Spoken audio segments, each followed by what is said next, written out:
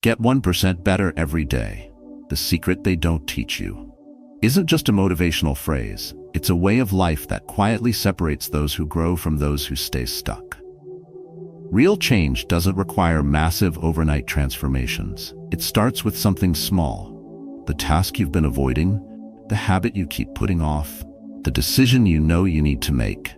This is the secret no one teaches you in school, and most self-help books forget to mention. That consistency in small actions is more powerful than bursts of inspiration. In this video, you won't just hear uplifting words. You'll discover practical steps you can apply immediately. And here's something important. Watch this more than once. Each time, you'll catch something new. A truth you missed, a mindset shift that didn't click the first time. That's how learning works. That's how habits form. If someone in your life needs this message too, share it with them. A friend, a brother, a colleague who's been stuck in the same loop. Don't forget to subscribe for more content like this. And in the comments, simply type one word, begin. No explanation is needed. Just let us know you're ready to change, one day, one step at a time. 1. Start with the step you keep avoiding. Progress doesn't start with doing everything. It starts with doing the one thing you've been avoiding. There's always that one thing lingering at the edge of our minds, a conversation we've postponed, an email we haven't replied to, a doctor's appointment we said we'd schedule but didn't. It's never huge on the surface, yet its weight is undeniable. Every morning, you feel it quietly tapping on your shoulder. Every night, it lies beside you in silence, reminding you that you've skipped it again. That task, that step, is small in action, but massive in impact, because what we avoid often reveals what we need to confront most. It's not about the phone call, or the paperwork, or the simple change in your routine. It's about resistance. That subtle but powerful voice in your head that whispers, not now, tomorrow's better, or maybe when things settle. But things never really settle, and tomorrow rarely makes it easier. The longer you wait, the louder that voice becomes. And eventually, you confuse the delay for protection when it's actually what's keeping you stuck. Avoidance is seductive. It disguises itself as rest, as rational thinking, even as self-care. But underneath, it's fear. Not of the task itself, but of what that task represents. To make that call might change something. To write that message might expose something. To admit that truth might require you to act. And that's scary. My neighbor Rick is a good example. For 3 months, he knew something wasn't right with his health. He had the time. He had the knowledge. But fear convinced him to wait.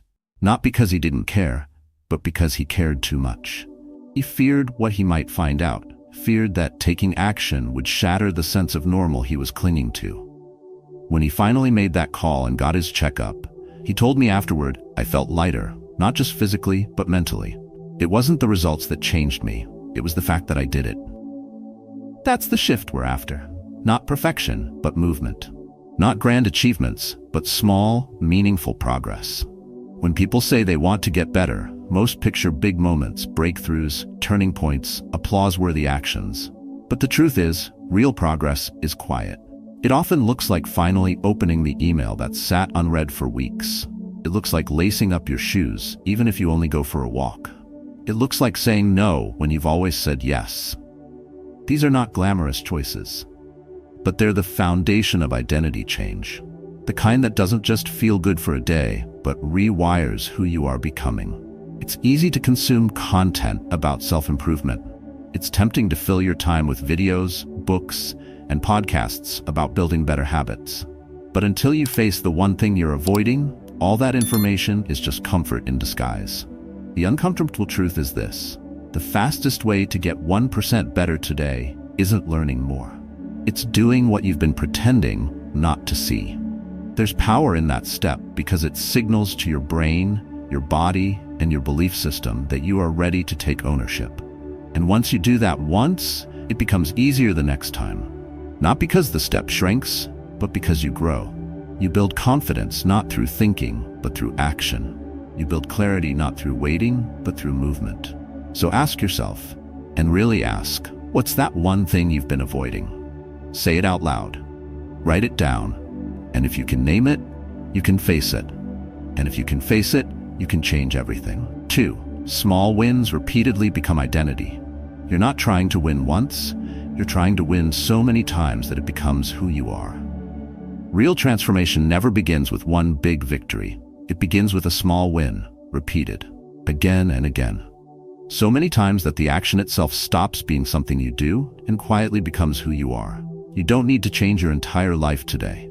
In fact, trying to do that is often the very thing that causes people to burn out, give up, and fall back into old patterns. The truth is, change that sticks is slow, quiet, often invisible in the moment. Think about brushing your teeth. No one remembers each time they did it, but doing it consistently is what defines you as someone who's clean. You never need motivation to brush. Why? Because it's part of your identity now. Automatic, not optional. That's what small wins can do when you stack them daily. A friend of mine, Josh, a busy father of two, used to feel overwhelmed about reading. He wanted to be more informed, more present, less glued to his phone. But instead of aiming to finish a book a week, he gave himself just 5 minutes each night. 5 minutes before bed. Just enough to open the book, read a few pages, and close it. At first, it felt trivial, but something shifted. A few weeks in, his daughter asked him, "What are you reading tonight, Dad?" Not "are you reading," but what? In her eyes, reading had become something her father did. Not for a goal, not for praise, but because that's who he was. That's what identity change looks like. Small wins seem too basic, too easy, but their power lies in their repetition. When you choose a better action, even for 5 minutes, and you do that every day, you send a clear message to your brain. This is who I am now. And that's where everything shifts. Because identity is stronger than willpower. Anyone can push through once. But when your actions reflect your identity, they stop requiring effort. You no longer ask yourself every morning whether you'll do it. You just do. You've removed the friction, you've simplified the path, and now the habit flows almost without thinking. That's how powerful a small win becomes. Not on the first day, but on the 30th. Not because of intensity, but because of consistency. Imagine a mountain. Most people think they have to leap to the top, but no one gets there in a single move. What actually builds progress is simple, pushing one stone forward at a time. Those stones are small wins, and as you move them day by day, you're not just making a path, you're becoming someone who moves forward. That becomes your rhythm, and over time, you don't even notice how far you've climbed until you stop and look back. That's why we say it's not about winning once, it's about winning often, in small, quiet ways that build belief. You don't need applause, you need a pattern, one that reinforces your values and direction. And eventually, those repeated actions become automatic. They become your proof, your quiet, personal evidence that you're changing, not with a bang, but with a steady, deliberate commitment to keep showing up. That's how identity is shaped. And once it is, everything else becomes easier. Not because life gets easier, but because you've already decided who you are. 3. Don't wait for motivation. Move first. Movement creates motivation, not the other way around. Some mornings you wake up ready to go. You feel sharp, clear-headed, and energized. On those days, productivity feels natural. But then come the other mornings, the ones where the weight of the blanket feels just right, the alarm feels too early, and your goals feel far away. On those days, motivation is nowhere to be found. This is where most people make the mistake of waiting to feel inspired, waiting for the right mood. But here's the truth. If you only act when you feel like it, your life will always be controlled by your emotions. And emotions are unpredictable, like waves, sometimes calm, sometimes crashing, never stable. Action, on the other hand, is the paddle. It's the tool that lets you navigate those waves. And unlike motivation, action is fully in your control. You can choose to move, even if it's a small step, even if it's just getting out of bed, putting on your shoes, or writing one sentence. That movement, however small, is what triggers clarity. That clarity leads to energy. And that energy, that's where motivation actually begins. I remember one Sunday morning stepping outside while the neighborhood was still wrapped in fog. That's when I saw Frank, my 70-year-old neighbor, quietly washing his car. It was 6 a.m. No music, no coffee in hand, just methodical movement. I asked, half jokingly, "Who motivates you to do this every week?" He smiled and said, "No one. I wash the car every Sunday, rain or shine, whether I feel like it or not." He didn't say it with pride, just calm certainty. That was his rhythm, his discipline, and that is the difference. Frank doesn't rely on how he feels to do what needs to be done. He acts first, and feeling catches up later. That is a lesson we all need to internalize.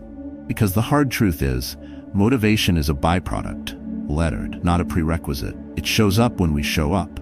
It grows stronger the more we act, and weaker the longer we wait. When you decide to move before you feel ready, you change the dynamic. You are no longer waiting on the emotional weather forecast. You are choosing to create it. This doesn't mean you push yourself to the edge or force yourself through exhaustion. It means you respect the power of the first step. That first step might be small, quiet, even clumsy. But it breaks the inertia. It signals to your brain, we're doing this. And once you begin, momentum begins to build. That's why some of the most productive days begin with no motivation at all. Just movement. The act of starting is what unlocks focus. That focus fuels belief. That belief carries you further than any burst of hype ever could. The people who get better every day are not those who feel driven every morning. They are the ones who act despite the absence of drive, because they know that movement is the secret. Not grand gestures, not perfect plans, just doing the next thing. So the next time you feel like waiting for the mood to shift, for inspiration to strike, remember this: motivation is earned. It doesn't fall from the sky. It follows effort, it follows discipline, it follows action. Whether you feel ready or not, begin anyway. Get dressed, open the notebook, stand up, send the message, step into motion, and let that motion shape your mind. Because once you move, you'll remember who you are and why you started in the first place. 4. Control your time, or it will control you. If you don't lead your day will lead you. It usually starts with something small. You plan to work out in the morning, maybe even set out your clothes the night before. But when the alarm goes off, instead of standing up, you scroll through your phone. One video turns into 5. Then an email notification shows up. Then your child needs your help with their shoes. Before you know it, it's 9 a.m. and the window of opportunity has closed. So you tell yourself, maybe tomorrow. But tomorrow brings its own distractions. The day slips away again. Not because you don't care, not because you're lazy, but because you didn't protect your time. This is how time works. It doesn't scream at you when it's being wasted. It slips out quietly, one small choice at a time. Time isn't something we gain, it's something we manage. We either use it intentionally or let it scatter into 100 meaningless directions. And if you don't give your time a purpose, something else will assign it for you. That could be your phone, your inbox, your environment, or other people's priorities, all of which seem urgent, but rarely align with your long-term goals. I once had a colleague who told me he didn't have time to write. He had ideas, plans, even half-finished drafts, but no time. Yet he could tell you everything that happened in the latest series on Netflix. Every plot twist, every character arc. He wasn't lying to me. He genuinely believed he had no time. But the truth is, he never took control of it. And when you don't take control of your time, time takes control of you. That's how people stay busy, but never make progress. They confuse motion with movement. They spend their day reacting instead of deciding. And by the end, they feel exhausted without feeling fulfilled. That's because their day drove them, instead of the other way around. Think of it this way. You're the driver of your day. But if you don't grab the wheel first thing in the morning, the day takes over. It takes you places you never planned to go. You handle errands that weren't urgent. You respond to messages that didn't matter. You solve problems that weren't yours to solve. And by nightfall, you're too tired to focus on what you actually care about. The most successful people are not those with fewer responsibilities. They're the ones who guard their hours like they matter. They know exactly when they work best. They protect that time. They don't wait to see what the day will bring. They choose what the day will be. Taking control doesn't mean scheduling every minute. It means being clear on what matters most and making sure those things happen first. Because time, when left unguarded, is always stolen by the easiest distraction. But is time used well? That's what builds momentum. That's what creates the habit of consistency. That's what transforms goals from ideas into realities. So tomorrow morning, before your phone, Before the emails, before the noise, ask yourself, what does my time need to reflect today? What does it need to build? Then do that thing first. Do it not when you have time, but because you made time. That's what control looks like. That's what progress requires. And that's how you get 1% better. 1 hour, one choice, one guarded moment at a time. 5. Choose what builds you, not what comforts you. Growth lives in discomfort. Comfort keeps you stuck. It often starts innocently. You open YouTube to watch a useful video, maybe even something related to self-improvement. But 5 minutes later, you're laughing at a piano-playing cat or diving into clips of someone else's morning routine. It doesn't feel wrong. After all, we all need to unwind. But slowly, subtly, comfort becomes your default escape. Not because you're lazy, but because you're tired, unsure, or even overwhelmed. So you reach for something easy. You scroll, you snack, you click, you avoid. And while none of these things are evil in isolation, they quietly rob you of something far more precious than time. They rob you of direction. Because what feels good now can often cost you later. And the price is not immediate pain, but long-term stagnation. Growth, on the other hand, rarely feels good in the moment. It asks more of you. It's inconvenient, awkward, and sometimes boring. But it's also where transformation hides, inside the small actions you delay and the uncomfortable effort you keep skipping. I used to start my mornings with my phone. Just 5 minutes to check messages, maybe glance at the news. But by the time I looked up, I had already lost my focus. My workout could wait. My writing could wait. Everything could wait. Except what actually happened was this. The day got away from me. And then, at night, I'd promise myself I'd do better tomorrow. But tomorrow never got easier. It only got more crowded with excuses. I began to realize the real cost wasn't the missed workouts or the unfinished reading. It was the quiet erosion of trust in myself. Because every time I chose comfort, I taught my mind that short-term relief mattered more than long-term pride. And that message repeated daily shapes who you become. The hard truth is that nothing meaningful happens without discomfort. Reading 5 pages of a book when you're tired builds discipline. Writing a paragraph when you're uninspired builds momentum. Saying no to scrolling for 1 hour builds mental strength. These small moments don't feel like much. They don't impress anyone. There's no reward at the end of each task. But when stacked daily, they shift your identity. And over time, that shift becomes visible. Not in your calendar, but in how you carry yourself. You think more clearly. You show up more intentionally. You respect your time more. All because you chose what builds you, not what soothes you. Comfort is addictive because it's easy. You never have to push. You don't risk failure.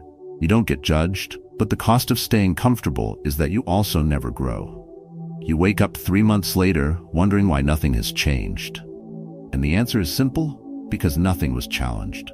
To grow, you must challenge yourself. Not dramatically, not all at once, but gently, daily. Choose the hard thing for 10 minutes. Pick the better option when no one is watching. Show up when you don't feel like it.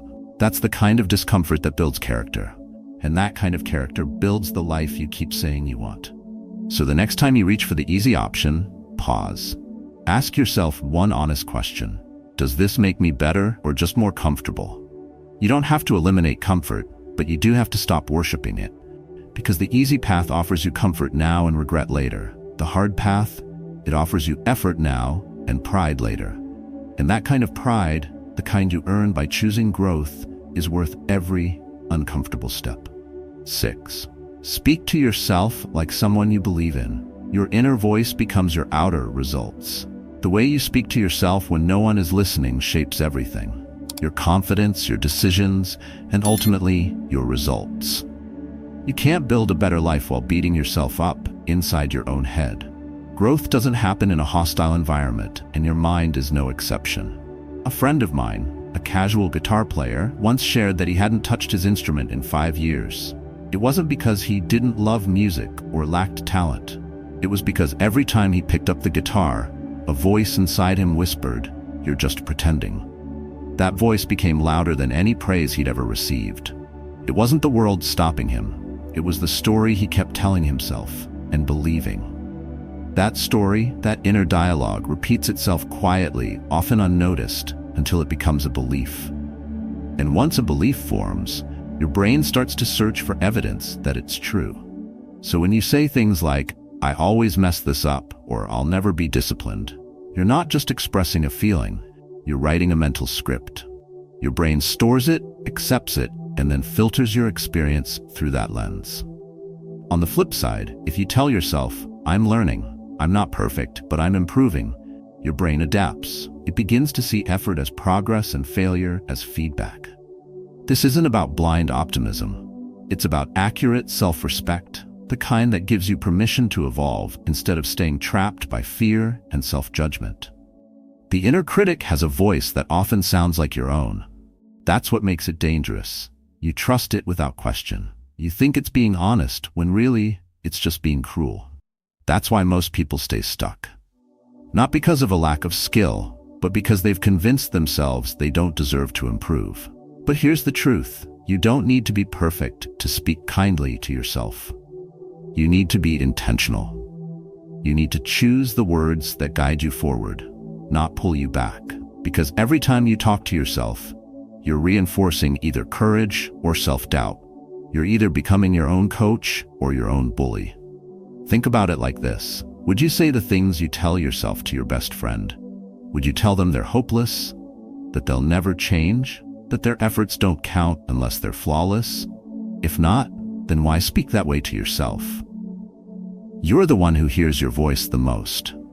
Every morning when you wake up, every time you fail, every time you look in the mirror, that voice has the power to uplift or undo you, and you choose which direction it takes. When you speak like someone you believe in, everything shifts. You don't ignore your flaws. You simply stop letting them define your identity. You don't deny your mistakes. You learn from them without destroying your worth. That change in tone gives you room to act. It builds resilience. It creates the kind of mental environment where motivation grows and discipline feels possible. Your self-talk is the soil where your habits take root. Water it with doubt, and you'll hesitate. Nurture it with belief, and you'll build momentum. Over time, that momentum leads to confidence. Not from talking big, but from talking with care. Because self-respect isn't loud, it's consistent. So next time you catch yourself spiraling in criticism, pause. Ask yourself one simple question. Is what I'm saying helping me move forward? If not, change the script. Speak truth, not judgment. Speak growth, not perfection. Speak with the tone of someone who believes change is possible, because that belief, repeated daily, is how you become 1% better every single day. 7. Keep going, even when you see no results yet. Progress happens quietly before it becomes visible. There are days when you do everything right. You wake up early, skip the scroll, eat well, move your body, and stay disciplined. You go to bed hoping to feel different, to see something new in the mirror or on the scale or in the numbers. But instead, you see the same reflection. And that's when doubt creeps in. That's the moment when most people stop. Not because they're weak, but because they're wired to expect quick feedback. We're used to fast results. Click a button, get a response. But transformation doesn't follow that rhythm. It starts invisibly. It starts within. You don't plant a seed and expect fruit the next morning. You water it, you wait, and only later do you see the roots, the stem, the bloom. Progress works the same way. You can't always see it growing, but that doesn't mean it's not happening. I used to run every morning for weeks without seeing a single change on the outside. My weight stayed the same. My body looked unchanged, but I noticed I was sleeping better. I had more patience. I reacted less and focused more. That's when I realized something important. I wasn't running to look different.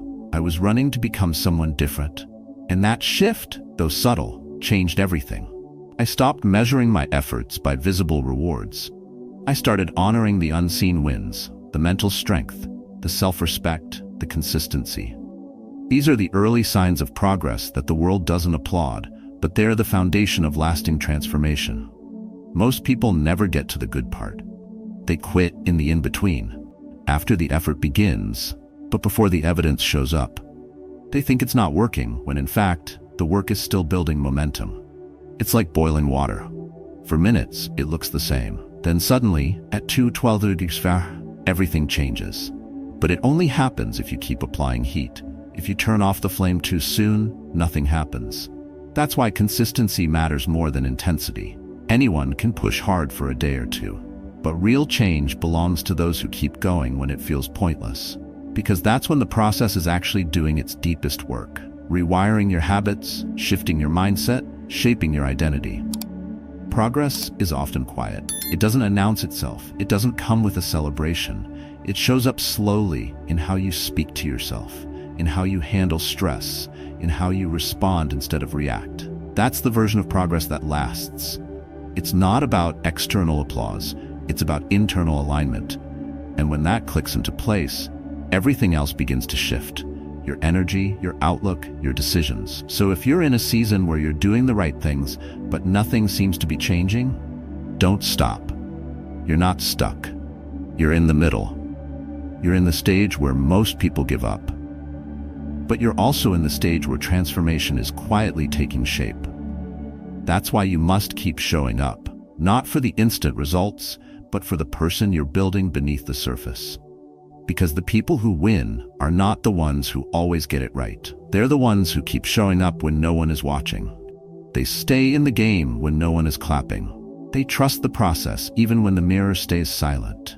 And that trust, repeated daily, is how you get 1% better every single day. Getting 1% better every day is not about massive change. It's about quiet choices that compound. It's about taking one uncomfortable step, repeating small wins until they shape who you are, and moving even when you don't feel like it. Most people wait for motivation. But real growth comes when you move first, lead your time, and pick actions that build you, not ones that simply comfort you. Your inner voice, the way you speak to yourself, becomes your reality.